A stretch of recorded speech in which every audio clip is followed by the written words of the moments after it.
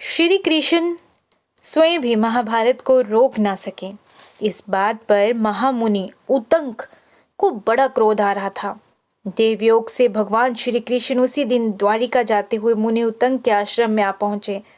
मुनि ने उन्हें देखते ही कटु शब्द कहना प्रारंभ किया। आप इतने महाज्ञानी और समर्थवान होकर भी युद्ध नहीं रोक सके। आपको उसके लिए शाप दे दूं तो क्या ये उचित ना होगा? भगवान कृष्ण हंसे और बोले, महामुनि, किसी को ज्ञान दिया जाए, समझाया बुझाया और रास्ता दिखाया जाए तो भी वो विपरीत आचरण करे तो इसमें ज्ञान देने वाले का क्या दोष?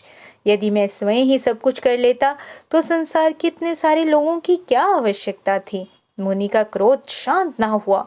लगता था वो मानेंगे नहीं, शाप दे ही देंगे।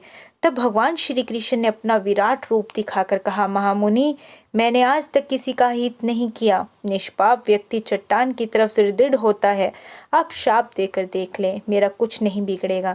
हाँ, आपको किसी वरदान की आवश्यकता हो तो हमसे अवश्य मांग लें।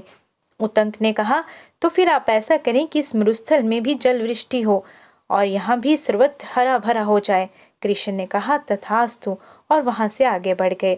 महामुनि उतंक एक दिन प्रातःकालीन भ्रमण में कुछ दूर तक निकल गए। दिन चढ़ते ही धूल भरी आंधी आ गई और मुनि मरुस्थल में भटक गए।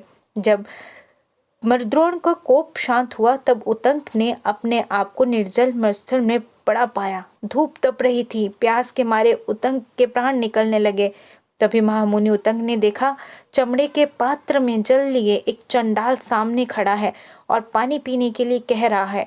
उतंक उत्तेजित हो उठे और बिगड़ कर बोले, शूद्र, मेरे सामने से हट जा, नहीं तो अभी शाप देकर भस्म कर दूंगा। चंडाल होकर तू मुझे पानी पिलाने आया है? उनके साथ साथ कृष्ण पर भी क्रोध आ गया।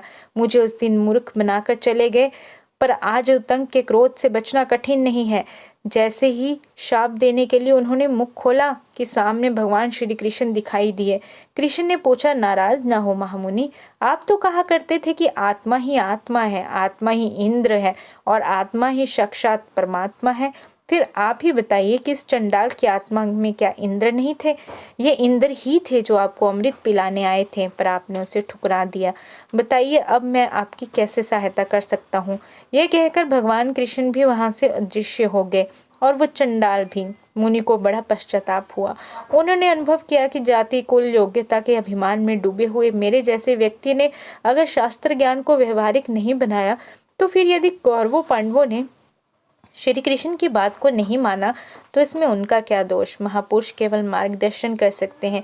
यदि कोई उस प्राप्त ज्ञान को आचरण में ना लाए और यथार्थ लाभ से वंचित रहे तो इसमें उनका क्या दोष?